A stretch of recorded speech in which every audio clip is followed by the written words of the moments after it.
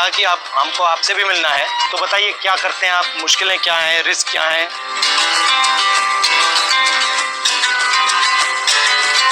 थोड़ा चल के देखें। चलिए, तो समझाओ मुझे क्या क्या है। ये सर स्पेंडो क्लिप है। हाँ। इस क्लिप को हमको खोल के लगाना पड़ता है। ये सर हम सुबह निकलते हैं ना 6 बजे, तो ये सारी चीज़ें हम चेक करते हैं। जैसे ये निकल जाती है तो इसको रिसेट मारते हैं। और ये चाबी है, अगर ये लूजिंग है तो इसको हमें ऐसे टाइट करना पड़ता है।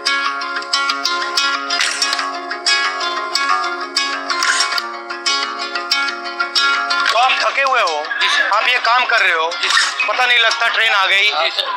नमस्कार, प्रणाम। मैं सत्येंद्र, आप देख रहे हैं सेवार्थ सत्येंद्र। दोस्तों, आज का जो काल चक्र चल रहा है उसमें ऐसे ऐसे भी नेता हैं जो कि गरीबों का दुख दर्द तक नहीं जानना चाहते, ना ही गरीबों का हाल चाल जानना चाहते कि वो किस हाल में हैं। नेताओं से आजकल के कोई भी मतलब नहीं है। इसी काल चक्र में एक ऐसा भी नेता है जो कि अब गरीबों का मसीहा बनने की कोशिश करता है, और जिस समय नफरत फैलाई जा रही है उस नफरत के दौर में वह नेता मोहब्बत की दुकान खोलने के लिए बैठा हुआ है, और अपनी इस मोहब्बत की दुकान पर लोगों के दुख दर्द के साथ वो हमदर्द बनकर उनके सामने पेश आता है। राहुल गांधी इस समय अपनी राजनीति के कैरियर में एक ऐसा पड़ाव लाने वाले हैं कि शायद उसको देखकर सत्ता पक्ष चौंक जाएगा। राहुल गांधी दिन प्रतिदिन अपनी राजनीति के कैरियर में अपना नाम आगे बढ़ाते जा रहे हैं, और जो हमारे माननीय प्रधानमंत्री नरेंद्र मोदी जी हैं उनकी तुलना में राहुल गांधी का जो दर्जा है वो काफ़ी ज़्यादा बढ़ने लगा है। और राहुल गांधी ज़मीनी स्तर पर उतरकर लोगों के दुख दर्द समझते हैं, देखते हैं कि वो किस हालत में जी रहे हैं, उनकी किस तरह की सुविधाएं हैं, किस तरह की गवर्नमेंट द्वारा सुविधाएं मिल रही हैं या फिर नहीं मिल रही हैं। उन सभी बातों को उनके पास जाकर बैठकर उनसे करते हैं और उनका दुख दर्द जानने की कोशिश करते हैं, और उनसे जितना हो सकता है वो उनका दुख दर्द दूर करने की कोशिश करते हैं।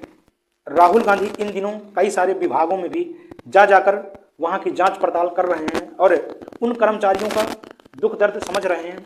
ऐसा ही होता है कुछ एक दिन राहुल गांधी दिल्ली में रेलवे स्टेशन पर पहुंच जाते हैं, और जो रेलवे ट्रैक होता है वहां पर जो कर्मचारी काम कर रहे होते हैं उनका दुख दर्द समझने लगते हैं, उनसे बातचीत करते हैं, क्योंकि इस समय जो कि ट्रेनों का पलटने का सिलसिला है वो तेज़ी से बढ़ रहा है और ट्रेनें आए दिन कहीं ना कहीं पलट ही जाती हैं। तो राहुल गांधी ने सोचा कि मैं जाकर पता करूं उन कर्मचारियों से कि आखिरकार वो कमी कहां पर रह जाती है जो आए दिन ट्रेनें पलटती रहती हैं। तो राहुल गांधी ऐसा ही करते हैं और उन कर्मचारियों के पास जाकर निचले स्तर पर उनसे बातचीत करते हैं। आप लोग पहले राहुल गांधी का पूरा वीडियो देखें। तो आप थके हुए हो, आप ये काम कर रहे हो, पता नहीं लगता ट्रेन आ गई। तभी तो हादसा होता है, तभी हादसा हो आप लोग का एरिया जो है बहुत बड़ा है। और आप ट्रैक पे चलते हो या इधर चलते हो? ट्रैक चलना पड़ता है।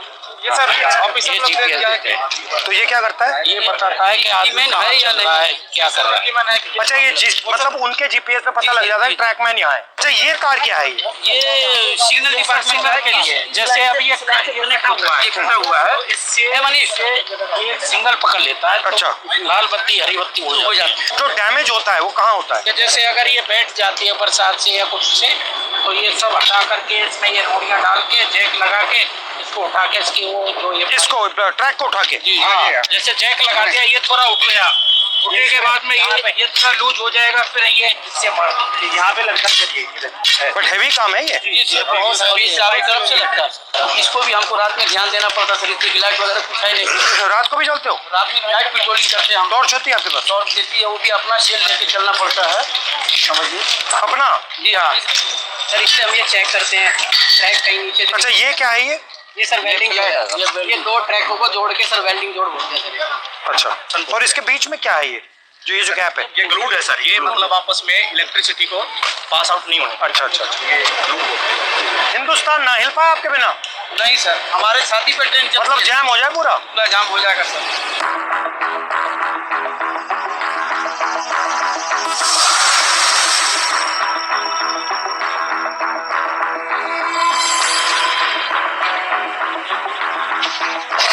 तो इसमें क्या क्या रखते हैं आप?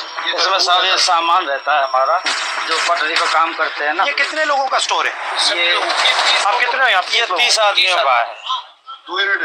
अच्छा, और दूसरी। और आपके मतलब कपड़े शपड़े यहाँ सब रहते हैं या ये आपका सब काम करने का है? सब काम कर देगा सर यहाँ पे। और आप जो कपड़े पहन के आते हो उसी में जाते हो? जी, या आपकी यूनिफॉर्म आती है? हाँ यूनिफॉर्म आती है, जिसको हम कपड़े चेंज कर लेते हैं। ये तसले हैं जो मिट्टी गिट्टी डालने के लिए है, और ये पानी के पीने के लिए सर हम लोग खुद अपने से व्यवस्था किया है। रेलवे ने इसमें कुछ ये शेड वगैरह सारे हम ही लोग बनाए हैं, कर्मचारी मिलकर। पानी भी आपको यहाँ से लेना पड़ता है? जी, तो यहाँ से भर के आप ले जाते हो? जी हाँ, भर के ले जाते हैं। ट्रैकमैन ही मैं हूँ सर। वहाँ पे ना मेरी सर चेंजिंग रूम है जहाँ मैं ड्यूटी करती हूँ सर। और सर यार्ड होता है हमारा कुछ 1-1.5 किलोमीटर के दायरे में। वहाँ पे हमें लड़कियों को नहीं रखते, हमें ना बाहर लेके जाते हैं, यानी कि 5 या 6 किलोमीटर के दायरे में 5 आने का होता है, 5 जाने का होता है।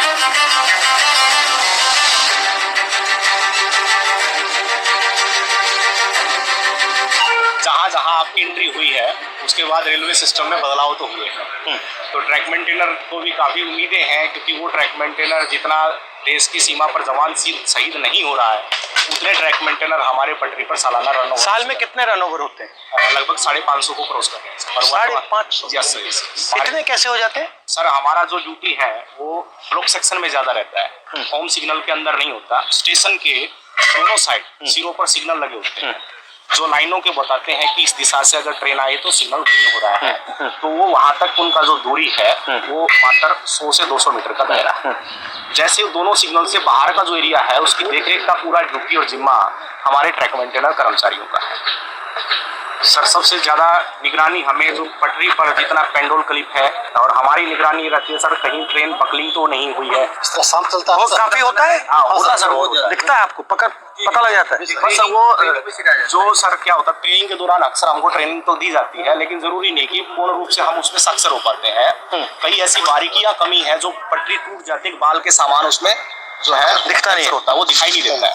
तो उसकी निगरानी के लिए रेलवे ने अल्ट्रासोनिक फील्ड डिटेक्टर एक मशीन है जो कहीं पर भी फ्रैक्चर है उसको पकड़ने का काम करती है। हम तो केवल हमें सुबह निकाल दिया जाता है, जाइए आप पटरी पर गश्त लगा के आइए, देखिए कोई आवारा पशु तो नहीं घूम रहा है, कोई कैटल जो है रन ओवर तो नहीं हो गया है, कोई डेड बॉडी तो नहीं तो पड़ा। कितना डिस्टेंस चलते हो आप? ये सर हर रोज का 16 किलोमीटर टोटल है सर आना जाना। मतलब 8 आगे और 8 पीछे, और पैदल जाते हो? और वजन भी होता है। आप की मैन हो और आप गैंग मैन। तो जब आपकी टीम जाती है कितने लोग जाते हैं? यूनिट होती है हमारी, एक यूनिट में लगभग 30 लोग होते हैं। और इनको सुबह काम बांट लिया जाता है कि आपको इसी लोकेशन पे इस तरह का जो भी फ्रैक्चर है या कुछ भी वहाँ पे काम है तो वो करना होता है। तो लगभग 12 घंटे की ड्यूटी अब फिलहाल चल रही है हमारी गर्मियों में। जो लंच टाइम हमारा 3 घंटे का, वो भी हम साइड पे जहाँ पे जाते हैं वहीं पे ही बिताना पड़ता है, चाहे कितनी भी गर्मी हो या फिर कितनी भी धूप हो। और चोट लगती है?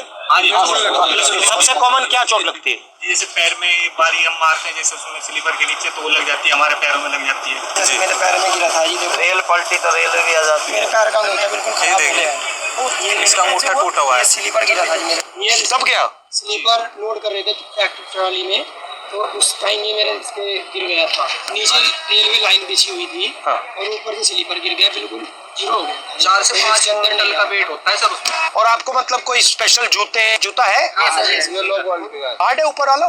ये हार्ड है सर, इसका वेट बहुत रहता है सर। दोनों जूतों को मिला वाला सोल है ना सर, वो इसका बिल्कुल न्यूट्रल है, जीरो है एकदम, क्योंकि पटरी पर जैसे इन रोडों के काम चलेंगे तो खत्म हो जाता है। फर्स्ट टाइम पे जो हमें शूज दिए गए थे बहुत ही अच्छे क्वालिटी। मगर मुझे लग रहा है आप सब अपने जूते पहने हो, ये तो आप कोई पहना ही यही वजह से इसका काम नहीं है। 1 महीना 2 महीना मुश्किल करते हैं। भारी भी है काफी। और यहाँ पे नी पैड या ऐसा कुछ नहीं मिलता? आपको घुटनों पे भी जाना पड़ता है? बिल्कुल सर। हाँ सर। भैया आपने कहा कि लोग रन ओवर हो जाते हैं, जी। रन ओवर कैसे हो जाते हैं? मतलब क्या ट्रेन दिखती नहीं है, क्या कैसे होता है? मुख्य कारण है सर उसका थकान होना, शरीर भर काम करता है, थका रहता है। फिर उसको बोला जाए कि आपको नाइट पेट्रोलिंग में जाना है, फिर वो पेट्रोलिंग में जाएगा। शिफ्ट अनुसार कोई ड्यूटी नहीं है, तो उसका थका हुआ शरीर कहीं ना कहीं विश्राम मांगेगा। या तो वो विश्राम के लिए बैठता है, नहीं भी बैठता है तो चलता रहता है, विजिबिलिटी कम हो जाती है। और ट्रेनों की सर जो गति है आज की डेट में, कम से कम में 150 किलोमीटर प्रति घंटे की रफ्तार से ट्रेन दौड़ रही है। काम करने के लिए पूरा समय नहीं मिल पाता। ऊपर से हमारे DAR एक्शन होते हैं लोगों के ऊपर, यानी 4 सीट वगैरह देना, नौकरी से हटाना, यानी कि डर का ऐसा माहौल पैदा कर दिया कि ट्रैकमैन अपनी आवाज किसी भी सांसद तक नहीं पहुंचा सकता। ये मैं देख रहा था कि मैंने मंत्री से भी कहा कि देखिए मुश्किल काम है, डर के माहौल की क्या जरूरत है? आप मतलब प्यार से काम करो। अगर काम कर भी नहीं सकते, सुन तो लो कि भैया हम कर नहीं सकते, बट बात सुन ली। ये डर से टेंशन आता है, फिर गलती होती है, फिर एक्सीडेंट होता है। अच्छा, सबसे पहले आप हो कितने इंडिया में, कितने हो? इंडिया में सर हमारा जो संख्या 3.5 लाख से ऊपर है। ठीक है। और जो हमारा अभी वर्तमान में सर जेन्युइन इशू जो चल रहा है, जिसमें सबसे ज्यादा हावी लगभग 15,000 ट्रैक मेंटेनर पूरे भारत में पटरी पर काम न करके ऑफिस में काम कर रहा है। जिसका काम मेंटेनेंस का, जो पटरी पर काम करने वाले हैं, जो ऑफिस में काम करने वाले, उनका काम भी इनके कंधों पर आन पड़ा है। डबल काम हो रहा है, इनसे डबल काम लिया जा रहा है।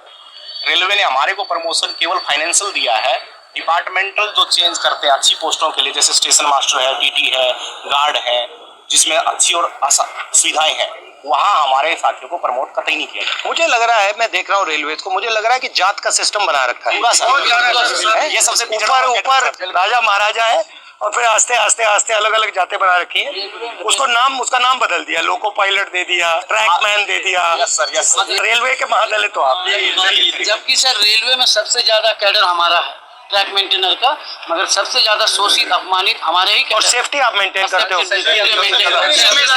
पीने के लिए पानी भी नहीं मिलता सर, हम ऑन ड्यूटी रहते हैं। 2 लीटर की एक बोतल दी गई है प्रशासन की तरफ से, वो पानी भर के आप ले जाओ उसको, और दिन भर बस सिर्फ वो 2 लीटर पानी पी सकते हो आप। तो अगर मैं मतलब मंत्री जी को कहूँ कि भैया इनके 2 काम करने हैं, तो कौन से 2 है? ये एक limited departmental competitive examination sir, एक कोटा है, वो रेलवे में ट्रैक मेंटेनर के लिए बिल्कुल सीमित है, नेग्लिजिबल।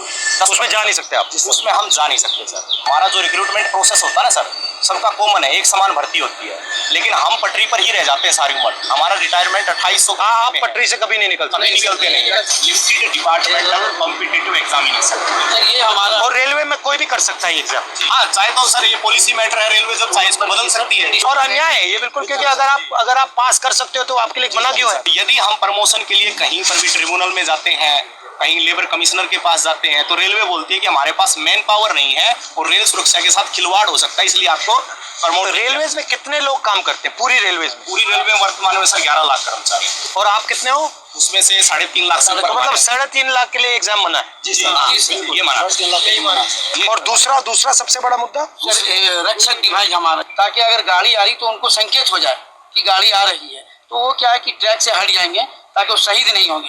तो हमारा सबसे आपसे निवेदन है कि हमारा रक्षक डिवाइस जो हमारी ट्रैकमैन सुरक्षक है, हमारी ट्रैकमैन सुरक्षा रहेंगे तभी हम रेलवे ट्रैक को सुरक्षा रखेंगे। जब हम ही सुरक्षा में नहीं है तो हमारा ट्रैक सुरक्षा नहीं है। अगर उस पटरी पर हम मौजूद हैं तो वो हमें 4 किलोमीटर दूर से संकेत दे देगा कि वो बीप करेगा तो संकेत मिलेगा तो आपको पटरी से नीचे उतरना। वो ऐसा यंत्र है और वो काफी बेनिफिशियल भी रहा है। ये आप सबके पॉइंट्स हैं? जी